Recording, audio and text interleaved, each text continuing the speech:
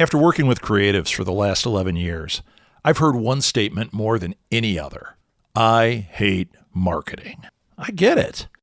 It can be painful trying to figure out how to market your book or movie or comic. When I started podcasting, I had no clue how to do any of it. I was afraid of doing it wrong, looking like an idiot or making a marketing mistake that I could not recover from. It can be paralyzing. Sound familiar? If it does, let me see if I can help you. I got my MBA in marketing, so you don't have to. Sign up for a free session today to talk about your marketing goals and to see if we're a good fit. If nothing else, you'll get some insights that might ease your mind.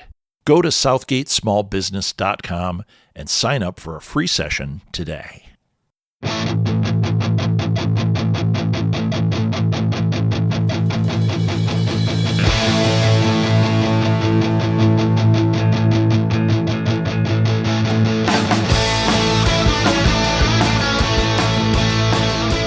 Welcome to Alley Chats. I'm your host, Rob Southgate.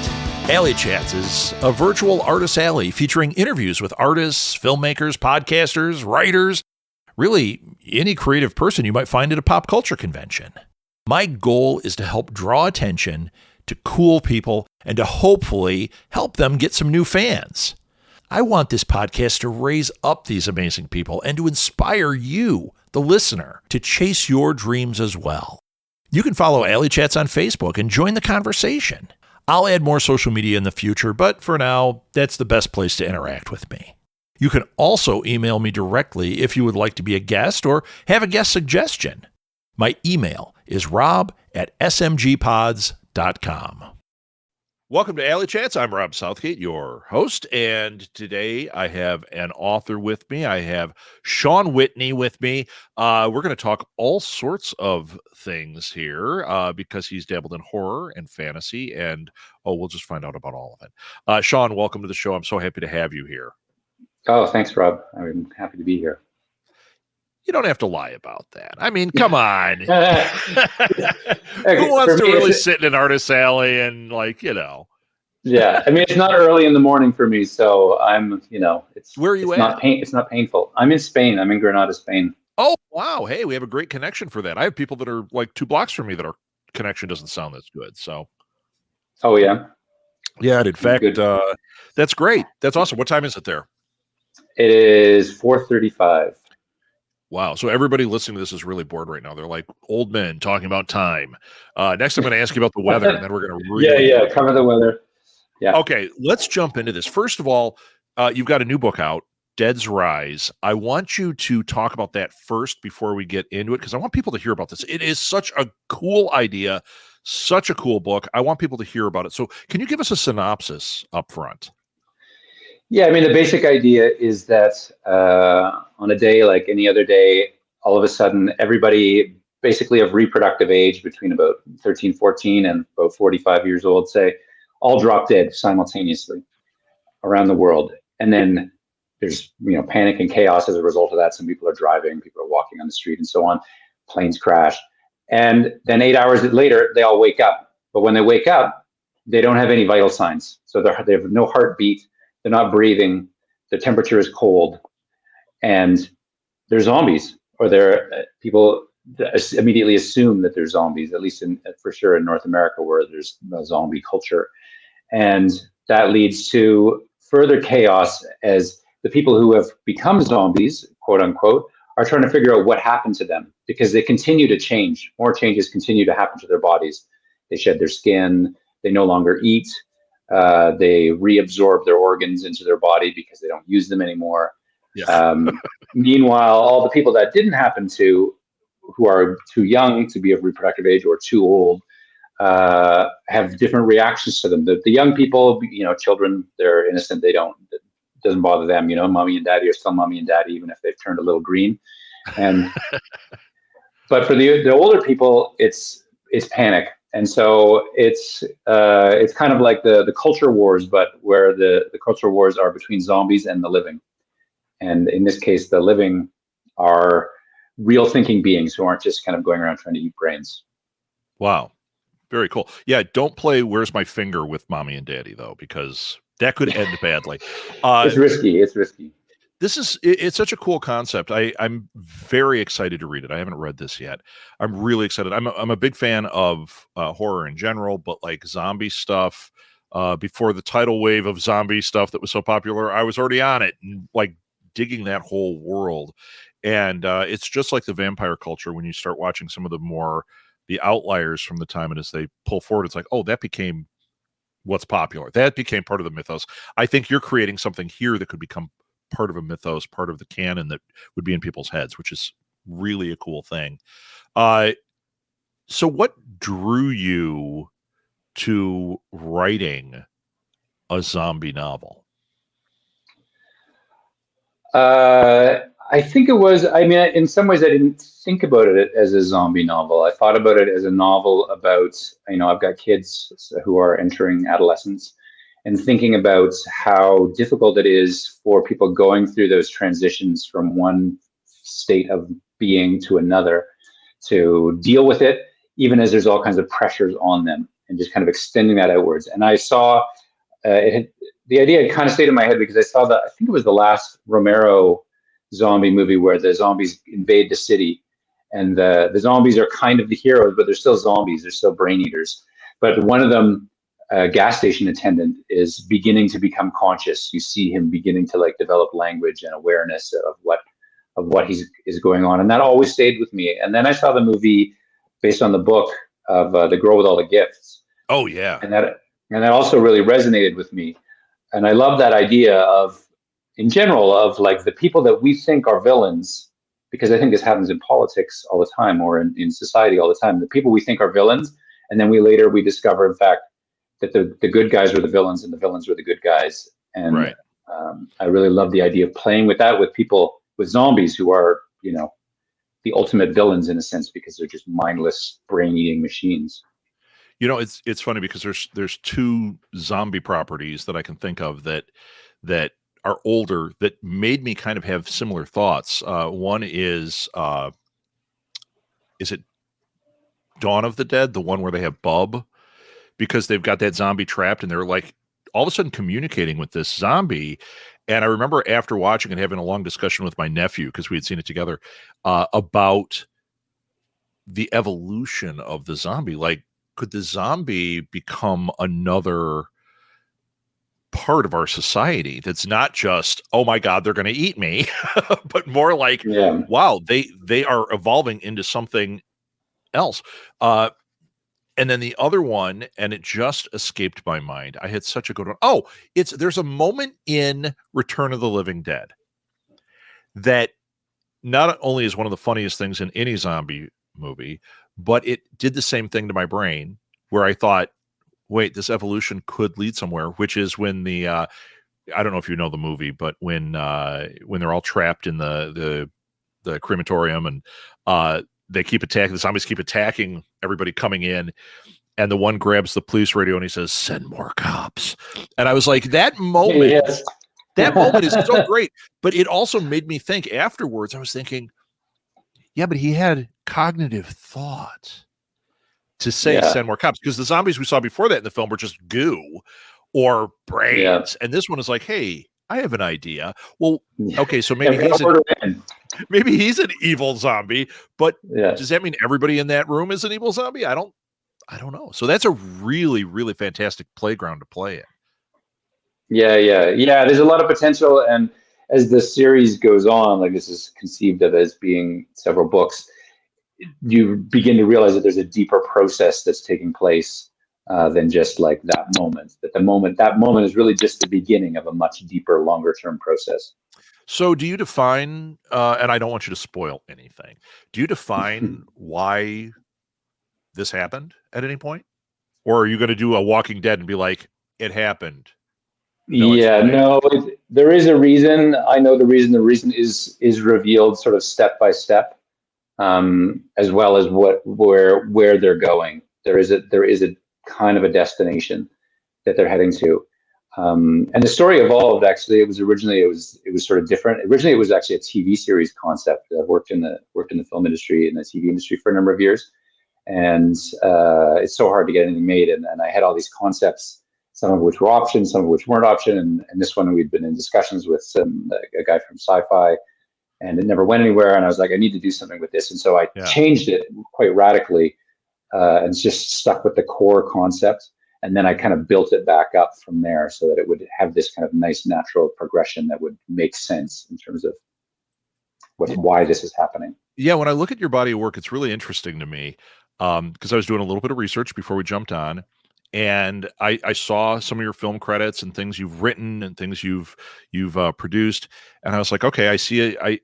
I can see where he's at here, and then I go to your Amazon page, and I see this whole Dragon Seeker series, which is super, like, we're talking fantasy, which is very removed from this in a lot of ways, but maybe it's not.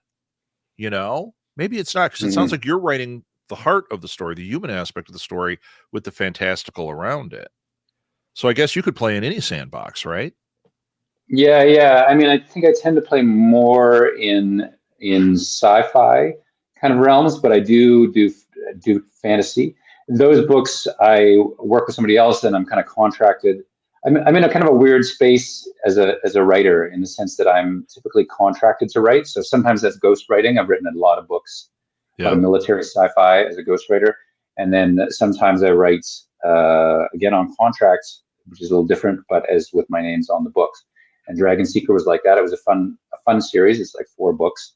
And The Lost Mages was fun too, because it was inventing this whole magic system that was really unusual in the fantasy space.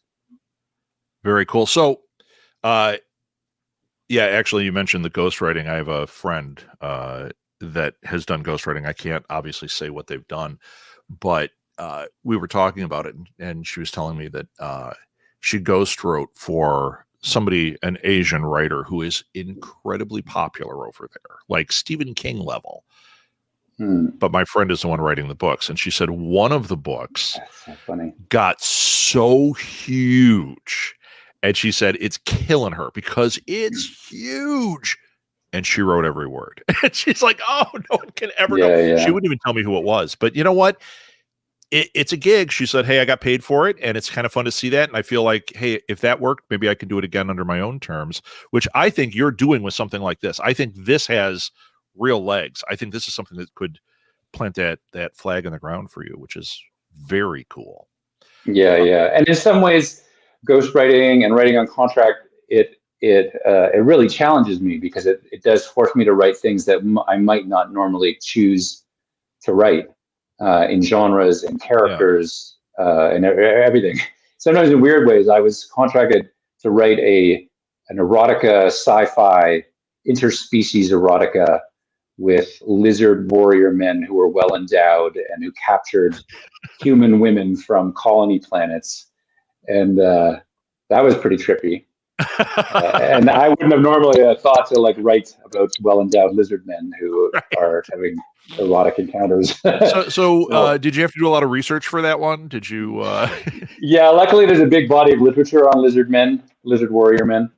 That are well endowed, or did you well endowed? Yeah, I was going to say, did you add it to the genre? Yeah.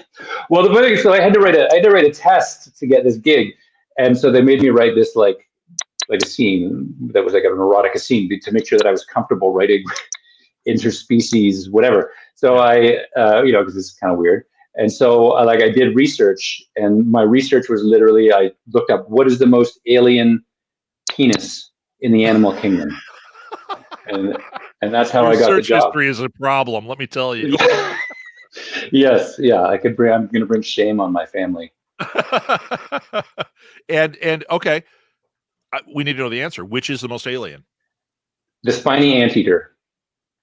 Everybody's Googling that right now. Yeah, I'm not even going to tell you, because I want people to go Google it, and then I have a friend who does SEO, and he can tell me if there's a spike in Google searches for spiny anteater penis.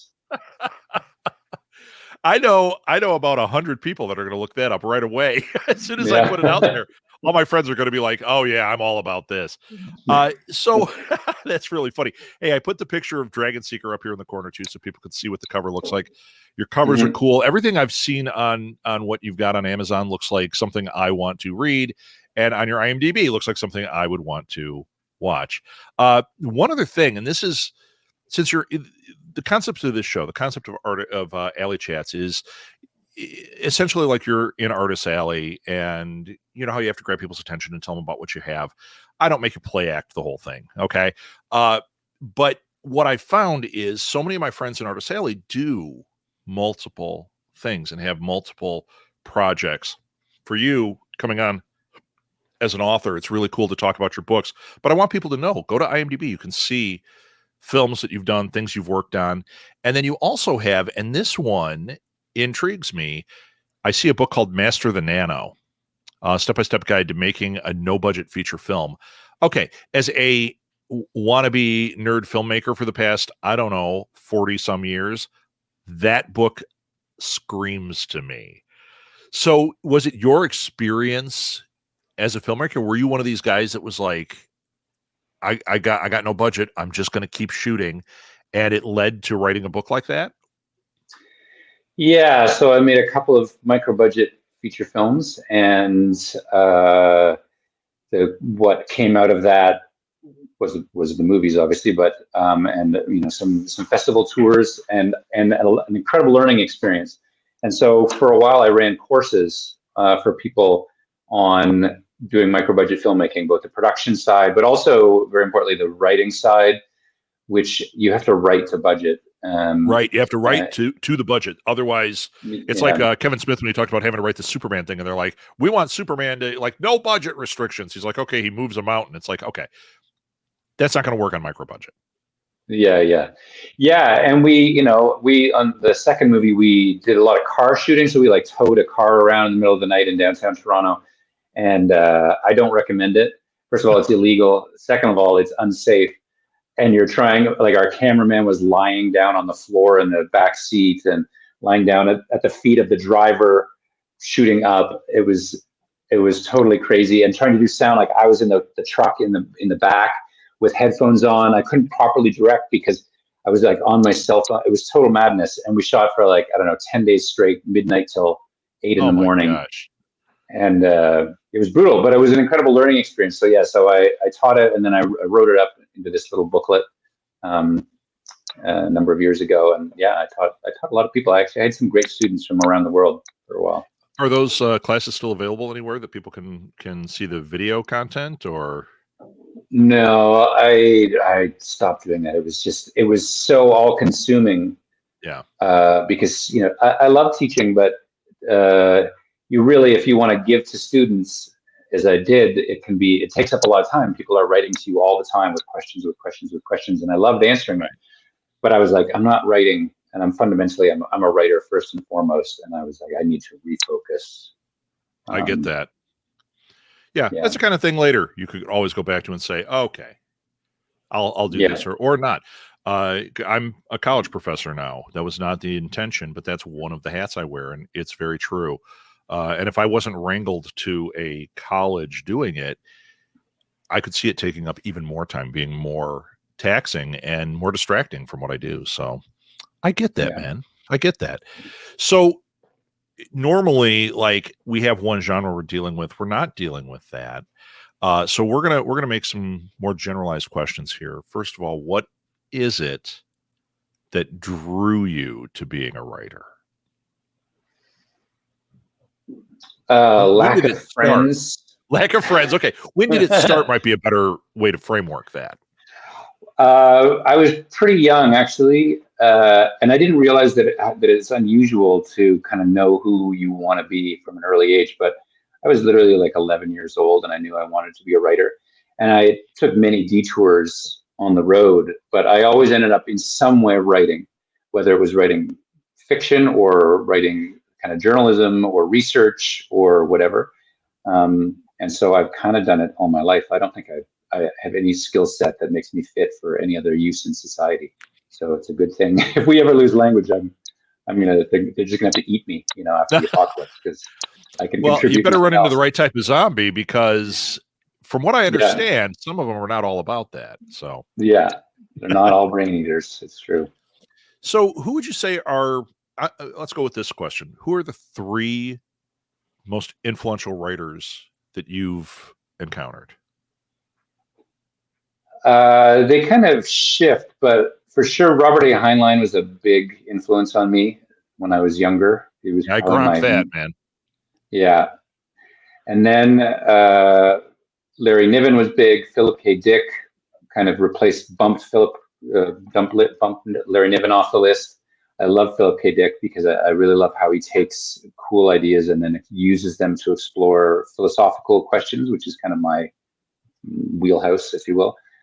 And then more recently, it's kind of between N.K. Jemisin, who did the Broken Earth trilogy, and Tchaikovsky, who did the Children of Time, and I'm just finishing Children of Ruin.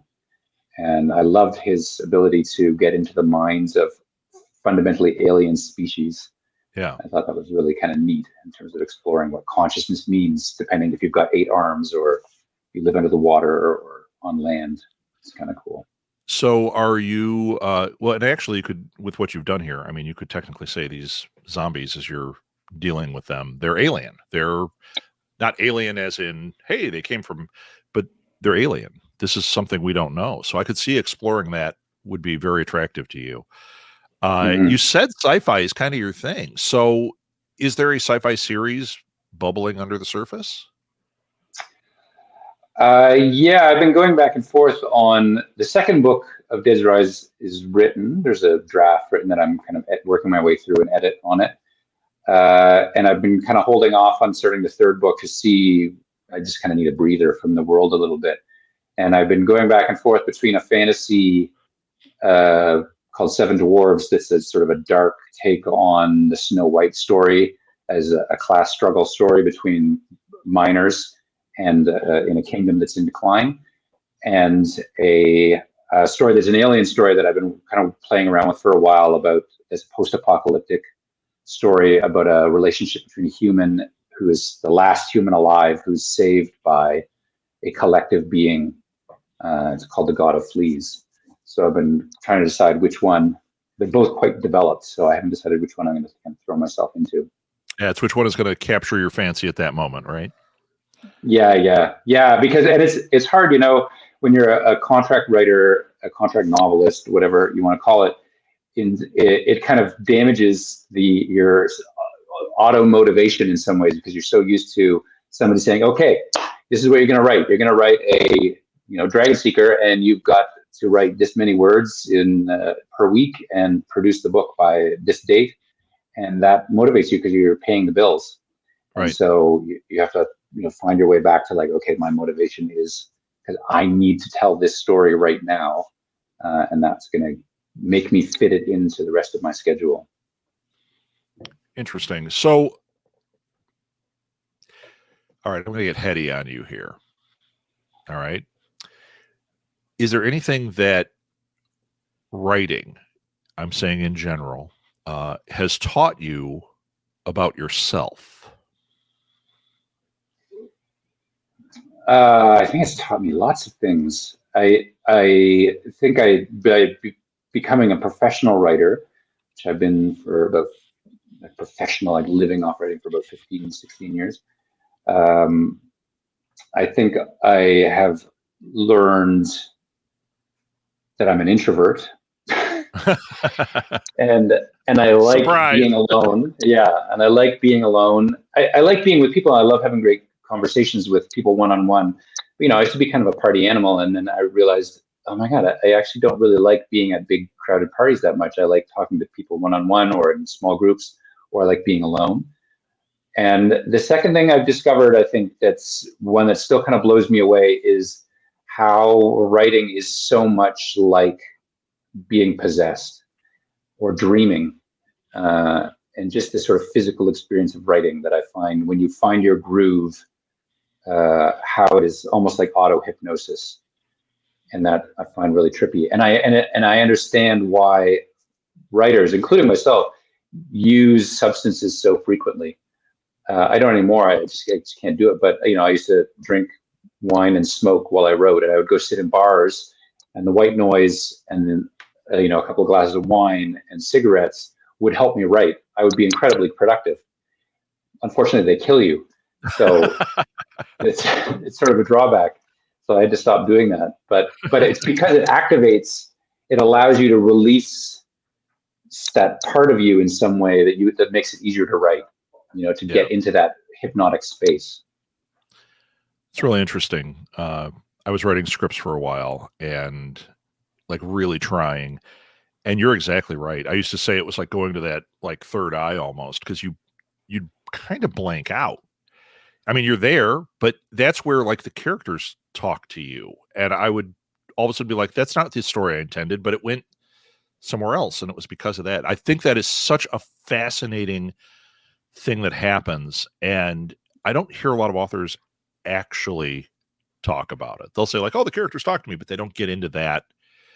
Like, and yeah, sometimes it's almost like you got to harm yourself. At least you harmed yourself having fun. To get to that place though. That's really interesting. So new writers, young writers that are listening to this and that are like getting into it, what advice would you give them? I think there's a few things. One is expect to write badly for a long time, and don't be afraid of that. I have a book upstairs.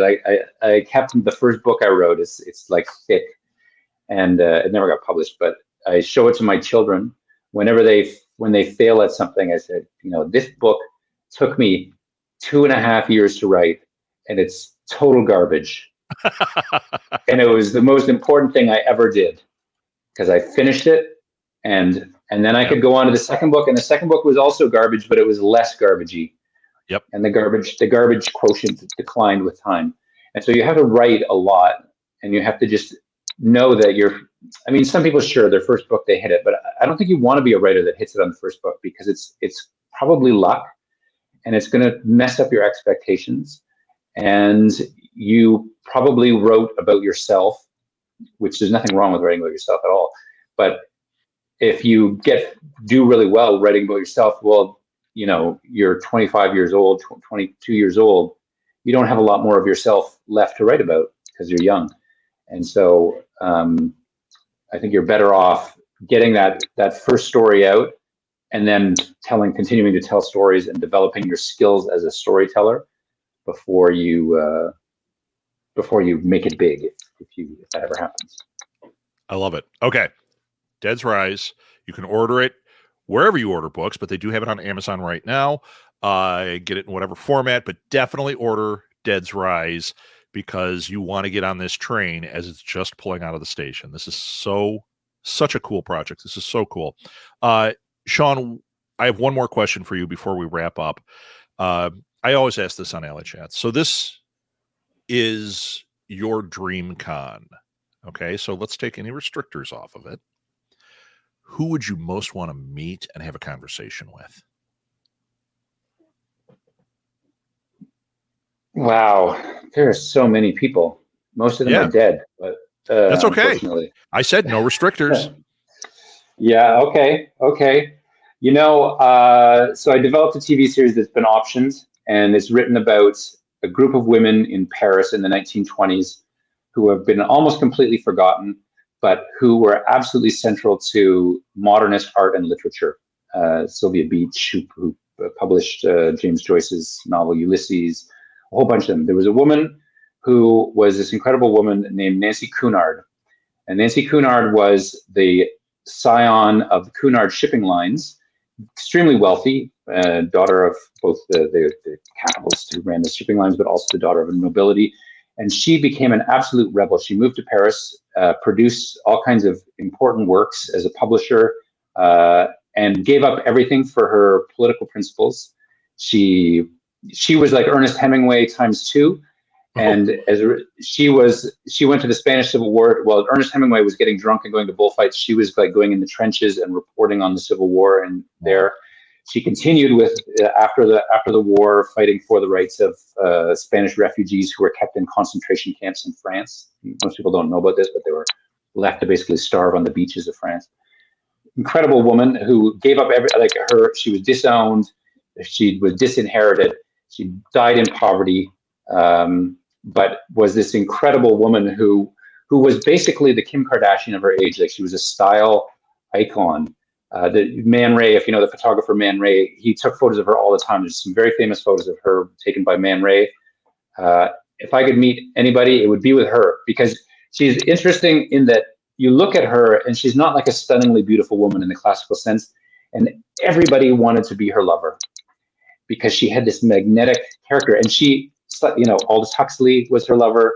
Andre Breton was her lover. You could go through the list of all the most important people in literature at the time, and they were either her lover or they wanted to be her lover. And they all included her in her books and in their poems. And now we've kind of forgotten about her, and I would love to meet her in that moment. Amazing. That is literally the first time that name has come up when I've asked this question. I'm surprised it wasn't Stan Lee, because that one I get a lot. No, I love that. I absolutely love that. How fascinating. Actually, now that you've said that, we're going to Paris in 2 weeks. So I am going to do a little research while I'm there. I love that. Okay, Shawn, where is the best place for people to engage with you? I have a Facebook page called Shawn Whitney Author Guy. So you can find me there, being an author guy. You can go to my website, which is shawnwriteshere.com, and email me. I respond to emails, and or write to me from Facebook, whichever you prefer. Great. And either of those places work great. I'll put that all in the show notes too. That way it makes it easy for people to contact you and ask questions and buy your stuff and support you. That's what we really want to have happen. All right, Shawn, thank you so much for being on Alley Chats. Everybody, you've got your marching orders. I want you to go buy Dead's Rise and let Shawn know. Give him a review. Let him know how great it is. Those reviews really help, and share it with your friends. You're going to have friends that are going to think this is super cool. Let them know about it.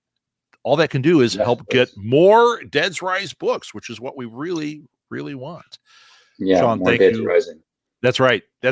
Shawn, thank you so much for being on Alley Chats, and best of luck to you with this new series. Thank you very much. It's been a pleasure to be here. Love talking to you. It would really help me out if you would rate and review this show on whatever platform you use to listen to this podcast. Good reviews help others find the show, which ultimately helps the people I've interviewed get more exposure. You can connect with me on social media or via email. All the links are found in the show notes.